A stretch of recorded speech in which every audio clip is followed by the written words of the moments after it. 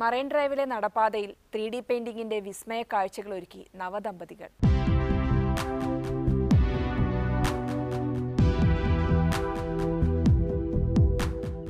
GCDAയുടെ സഹകരണത്തോടെ തോപ്പുംപടി സ്വദേശികളായ ലിംനേഷ് അഗസ്റ്റിനും ഭാര്യ ജിൻസി ബാബുവുമാണ് കൊച്ചിക്കാർക്കായി ഈ വിസ്മയ കാഴ്ചകൾ ഒരുക്കിയത്. കഴിഞ്ഞ ഓഗസ്റ്റ് 29-ന് കശ്മീരിലെ ശ്രീനഗറിൽ തുടങ്ങിയ തെരുവോര പെയിന്റിംഗിനാണ് കൊച്ചിയിൽ സമാപനമായത്.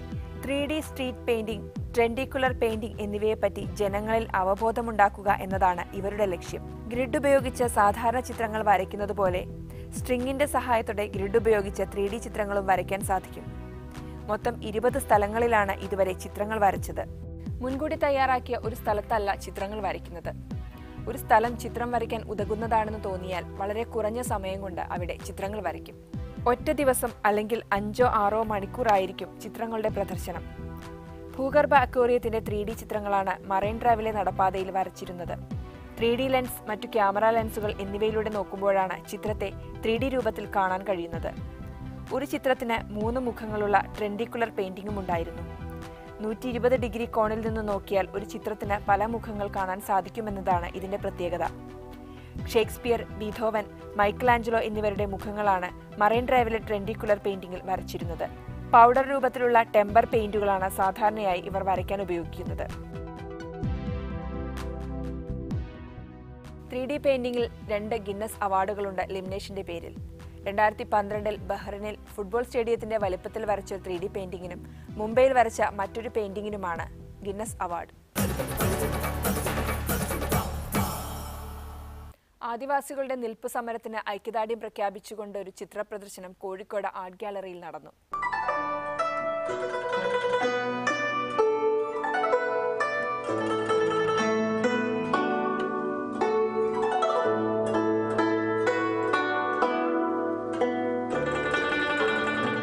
വയനാടിന്റെ സമകാലീന പ്രശ്നങ്ങളിലേക്ക് കണ്ണോടിക്കുകയാണ് സണ്ണി മാനന്തവാടിയുടെയും ജിൻസ് ഫാന്റസിയുടെയും ചിത്രങ്ങൾ. വയനാടിന്റെ ഗോത്ര സംസ്കൃതിയാണ് ചിത്രങ്ങളിലൂടെ അടയാളപ്പെടുത്തുന്നത്. വയനാട്ടിൽ വാണിജ്യലോകം തുറന്നതിനു ശേഷമുള്ള മാറ്റങ്ങളാണ് ചിത്രങ്ങളുടെ പ്രമേയം.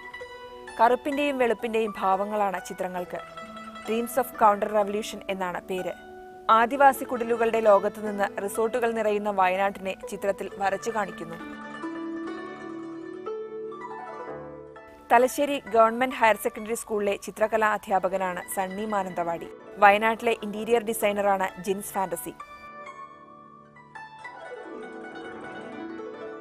ഇരുവരും വരച്ചിട്ടുള്ള 20 ചിത്രങ്ങളാണ് പ്രദർശനത്തിൽ ഉൾപ്പെടുത്തിയിട്ടുള്ളത്. ചാർക്കോളിലാണ് ചിത്രങ്ങൾ വരച്ചിരിക്കുന്നത്.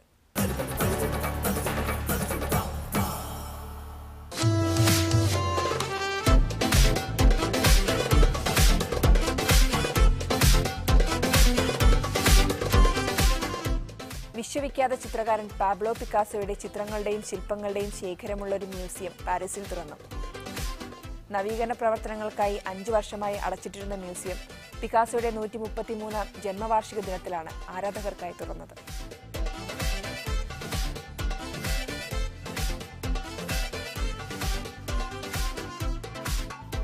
എനിക്കൊരു മ്യൂസിയം നൽകൂ, ഞാനത് നിറയ്ക്കും.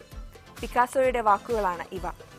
വാക്കുകളെ അനർത്ഥമാക്കിക്കൊണ്ട് പിക്കാസോയുടെ സ്വപ്നമായിരുന്ന ആ മ്യൂസിയം ചിത്രങ്ങൾ കൊണ്ടും ശില്പങ്ങൾ കൊണ്ടും നിറഞ്ഞു.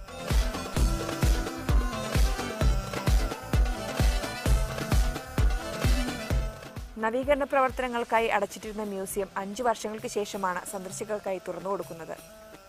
പാരീസിൽ 1985-ലാണ് മ്യൂസിയം ആരംഭിക്കുന്നത്. പിക്കാസോയുടെ കുടുംബവകയായിരുന്ന മ്യൂസിയം പിന്നീട് ഫ്രഞ്ച് സർക്കാരിന് കൈമാറുകയായിരുന്നു. കഴിഞ്ഞ ജൂണിൽ തുറക്കുമെന്ന് പറഞ്ഞ മ്യൂസിയം പിന്നീട് പിക്കാസോയുടെ ജന്മദിനത്തിലേക്ക് മാറ്റുകയായിരുന്നു. പ്രതിവർഷം 10 ലക്ഷത്തോളം സന്ദർശകരെയാണ് ഇപ്പോൾ പ്രതീക്ഷിക്കുന്നത്. 52 ലക്ഷം യൂറോ ചെലവിട്ട് നടത്തിയ നവീകരണ പ്രവർത്തനങ്ങളിലൂടെ എക്സിബിഷൻ ഹാളിന്റെ വലിപ്പം 3 ഇരട്ടിയാക്കി വർദ്ധിപ്പിച്ചിരിക്കുന്നു. പിക്കാസോ വരച്ച 400 ചിത്രങ്ങളടക്കം ശില്പങ്ങളും ഫോട്ടോകളും സിറാമിക് വർക്കുകളും പിക്കാസോയുടെ മറ്റ് ശേഖരങ്ങളും മ്യൂസിയത്തിലുണ്ട്. കലാലോകത്തിന്റെ ഈറ്റിലം എന്ന് വിശേഷിപ്പിക്കുന്ന പാരീസിൽ അത്ര ബഹളങ്ങൾ ഒന്നുമില്ലാതെ കഴിയവെയാണ് പാട്രിക് മോദിയാനോയെ സാഹിത്യത്തിനുള്ള നൊബേൽ സമ്മാനം തേടിയെത്തുന്നത്. ആദ്യം കേട്ടവർ രണ്ടാമതൊന്നുകൂടി കാതോർത്തു ആ പേരു കേൾക്കാൻ.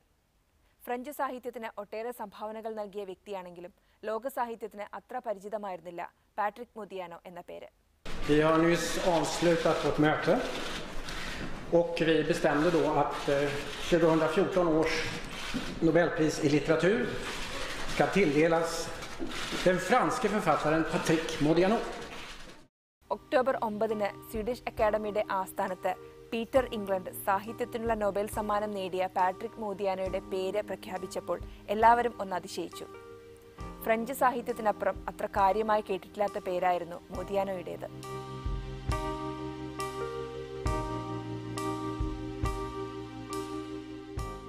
വാതുവെപ്പുകാരുടെ പട്ടികയിൽ ഒരിക്കൽ പോലും മോദിയാനോ ഇടം പിടിച്ചിരുന്നില്ല. American novelist Philip റോത്ത്, US നാടകപ്രവർത്തകനായ Thomas വിൻചോൺ, Kenyan എഴുത്തുകാരനായ ഗൂഗി വാ തിയോഗോ എന്നിവർക്കാണ് വാതുവെപ്പുകാർ സാധ്യത കൽപ്പിച്ചിരുന്നത്. ലോകം മുഴുവൻ അറിയപ്പെടുന്നയാൾക്ക് നൊബേൽ സമ്മാനം നൽകണം എന്നൊന്നും വ്യവസ്ഥയില്ല. അംഗീകാരം നേടാനുള്ള മോദിയാനോയുടെ യോഗ്യതയിലും ആർക്കും സംശയമില്ല. ഫ്രഞ്ച് ഫിക്ഷനിൽ ആ പേര് എന്നേ സുവർണലിപികളിൽ എഴുതിയതാണ്. ഏറെ പ്രശസ്തരായ എഴുത്തുകാരുടെ ഒരു നീണ്ട നിര തന്നെയുണ്ട് ഫ്രാൻസിന് അഭിമാനിക്കാൻ. ജീവിതത്തിന്റെ പരുക്കൻ യാഥാർത്ഥ്യങ്ങളെ അതിജീവിച്ച ശക്തിയുണ്ട് മോദിയാനോയുടെ അക്ഷരങ്ങൾക്ക്. ഏറെ സംസ്കാരം അവകാശപ്പെടാനുള്ള ഫ്രഞ്ച് സാഹിത്യത്തിൽ വ്യത്യസ്തമായ ശൈലി ആവിഷ്കരിക്കാൻ മോദിയാനോയെ സഹായിച്ചത് ഏറെ കഷ്ടതകൾ നിറഞ്ഞ ബാല്യവും കൗമാരവുമാണ്. നാസിപ്പട പാരീസിന്റെ സ്വത്വം കവർന്നെടുക്കാൻ തുടങ്ങിയ ആദ്യ നാളുകളിലാണ് മോദിയാനോയുടെ ജനനം. ഇറ്റലിക്കാരനായ ആൽബർട്ടോ മോദിയാനോയുടെയും ബെൽജിയംകാരിയായ ലൂസിയയുടെയും മകനായി.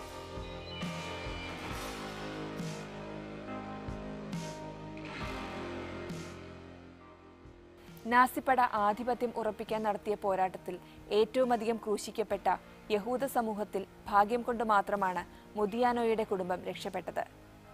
വീട്ടുസദസ്സിലെ സംഭാഷണങ്ങൾ പോലും അന്നത്തെ ക്രൂരപീഡനങ്ങളെക്കുറിച്ചായിരുന്നു. ഇതെല്ലാം കുഞ്ഞു മോദിയാനോയെ ഏറെ സ്വാധീനിച്ചിരുന്നുവെന്ന് നിസ്സംശയം പറയാം. വലിയ തോതിലുള്ള വിദ്യാഭ്യാസമൊന്നും ലഭിച്ചിട്ടില്ലെങ്കിലും കിട്ടിയ കുറഞ്ഞ വിദ്യാഭ്യാസ കാലം എഴുത്തിന് പ്രാധാന്യം നൽകാനാണ് അദ്ദേഹം ശ്രമിച്ചത്. ചില അധ്യാപകർ അതിന് വേണ്ടത്ര പ്രോത്സാഹനം നൽകുകയും ചെയ്തു. അടുക്കും ചിട്ടയുമില്ലാത്ത ബാല്യവും കൗമാരവും മോദിയാനോയുടെ എഴുത്തിന് മുതൽക്കൂട്ടാവുകയാണ് ചെയ്തത്. 60കളുടെ അവസാനത്തിലാണ് മോദിയാനോയുടെ ആദ്യ രചന പുറത്തുവരുന്നത്, ലാ പ്ലേസ് ദ ലെറ്റോയ്. അന്നത്തെ ക്ഷുഭിത യൗവനത്തിന്റെ ശബ്ദമായിരുന്നില്ല മോദിയാനോയ്ക്ക്. സ്വപ്നങ്ങളും ഓർമ്മകളും നാസി സ്മരണയുടെ അച്ചിൽ വാർത്തെടുത്ത ജീവിതങ്ങളായിരുന്നു അതിലുണ്ടായിരുന്നത്. ലോകത്തിന് പ്രതീക്ഷയർപ്പിക്കാവുന്ന ഒരു എഴുത്തുകാരൻ ഇതാ എന്ന് ഫ്രഞ്ച് സാഹിത്യ ലോകം വിലയിരുത്തി. അത് പ്രചോദനമാക്കി കുറേയധികം രചനകൾ മോദിയാനോയിൽ നിന്നുണ്ടായി. Ring of roads, a trace of malice, missing person, honeymoon, Catherine certitude, Dora Bruder, അങ്ങനെ പോകുന്നു ആ പട്ടിക. നൊബേൽ നേടുന്നത് മിസ്സിംഗ് പേഴ്സൺ എന്ന കൃതിക്കാണ്. 1978 ഈ കൃതി ആദ്യമായി പുറത്തിറങ്ങുന്നത്. 1980 ഇതിന് ഇംഗ്ലീഷിൽ ഒരു പരിഭാഷയുണ്ടാകുന്നത്. ഡാനിയൽ വെയ്സ്ബോട്ടാണ് ഇതിന്റെ പരിഭാഷകൻ. അധിനിവേശങ്ങൾ തകർത്തു കളയുന്നത് സാമൂഹിക പരിസരങ്ങളെ മാത്രമല്ല, വൈയക്തിക സ്വത്വബോധ തമസ്കരണം കൂടിയാണെന്ന് മോദിയാനോയുടെ ഈ നോവൽ നമ്മെ ബോധ്യപ്പെടുത്തുന്നു. ലോകമഹായുദ്ധങ്ങളുടെ ദുരിതങ്ങളിൽ ജീവിച്ചു പോന്ന ബാല്യകൗമാരങ്ങളിലെ കയ്പുകളാകാം പ്രശസ്തിയുടെ ഉത്തുംഗതയിൽ നിൽക്കുമ്പോഴും തന്നിലേക്ക് തന്നെ ചുരുങ്ങാൻ അദ്ദേഹത്തെ പ്രേരിപ്പിക്കുന്നത്. അഭിമുഖങ്ങൾ നൽകാനും സാമൂഹിക പരിസരങ്ങളിൽ ശ്രദ്ധിക്കപ്പെടാനും മടിയാണ് അദ്ദേഹത്തിന് ഇപ്പോഴും. ജൂതത്വം, നാസി അധിനിവേശം, അസ്തിത്വ ദുഃഖം, സത്യാന്വേഷണം തുടങ്ങിയ വൈയക്തിക പരിസരങ്ങളെ അടയാളപ്പെടുത്തുന്നതാണ് അദ്ദേഹത്തിന്റെ കൃതികൾ.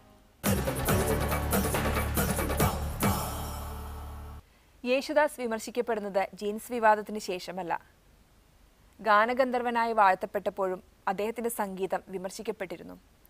അത്തരം അഭിപ്രായങ്ങളുടെ സമാഹാരമാണ് യേശുദാസ് ഗന്ധർവ സംഗീതം വിമർശിക്കപ്പെടുന്നു എന്ന ഈ പുസ്തകം.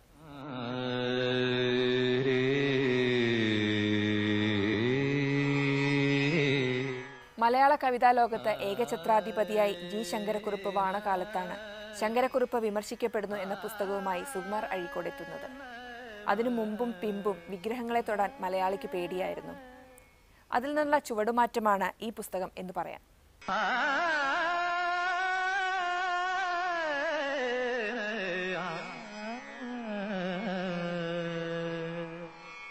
എന്നാൽ ഈ പുസ്തകം യേശുദാസിനെ വിമർശിക്കാനായുള്ള പുസ്തകമല്ല. യേശുദാസിന്റെ സംഗീത ജീവിതത്തെ വിമർശനാത്മകമായി ഇതിലെ ലേഖനങ്ങൾ വിലയിരുത്തുന്നു. ഗാനഗന്ധർവനായി വാഴിക്കുന്ന യേശുദാസിനപ്പുറവും മലയാളികൾക്ക് സംഗീതം സാധ്യമാണെന്ന് പുസ്തകം സമർത്ഥിക്കുന്നു. ലേഖനങ്ങളുടെ സ്വഭാവവും അങ്ങനെ തന്നെയാണ്. യേശുദാസിനെ അതിരൂക്ഷമായി വിമർശിക്കുന്ന ലേഖനങ്ങളും ആരാധനയിൽ അടിയുറച്ചു നിന്നുകൊണ്ട് വിയോജിപ്പ് പ്രകടിപ്പിക്കുന്ന ലേഖനങ്ങളും മലയാളിയുടെ സാംസ്കാരിക സംഗീത ചരിത്രത്തിൽ യേശുദാസ് എന്ന ഗായക വ്യക്തിത്വത്തിന്റെ സ്ഥാനവും ലേഖനങ്ങളിൽ കടന്നുവരുന്നു. 40കളിലും 50കളിലും ഉണ്ടായിരുന്ന വളരെ ബഹുസ്വരമായ ഈ സംഗീത സംസ്കാരം ഒരു വ്യക്തിയിലേക്ക് ചുരുങ്ങിപ്പോവുക ചെയ്യുന്നത്. അപ്പോൾ വീണ്ടും മലയാളിക്ക് നഷ്ടപ്പെട്ടു പോയ, മലയാളിയുടെ സംഗീതാഭിരുചിയിൽ നഷ്ടപ്പെട്ടു പോയ ഈ ബഹുസ്വരതയെ വീണ്ടെടുക്കേണ്ടത്. യേശുദാസിനപ്പുറവും മലയാളിയുടെ സംഗീതം വളരണ്ടേ എന്ന ഒരു ആലോചനയാണ് ഈ പുസ്തകത്തിലൂടെ ഞങ്ങൾ ഉദ്ദേശിക്കുന്നത്. ഗന്ധർവ സംഗീതം മലയാളിയുടെ സംഗീത അവബോധത്തെ പരിമിതപ്പെടുത്തിയത് എങ്ങനെ എന്ന അന്വേഷണവും ഈ പുസ്തകം നടത്തുന്നുണ്ട്.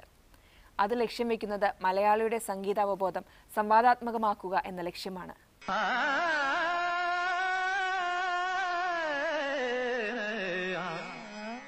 വി.ടി. മുരളിയുടെ വിഗ്രഹവൽക്കരിക്കപ്പെട്ട പാട്ടുകാരൻ എന്ന ആദ്യ ലേഖനത്തിൽ അദ്ദേഹം ഇങ്ങനെ പറയുന്നുണ്ട്: 70കളിൽ യേശുദാസിന്റെ പാട്ടിനുണ്ടായിരുന്ന ആത്മാവിനെ പിന്നീട് അദ്ദേഹം തന്നെ നഷ്ടപ്പെടുത്തി.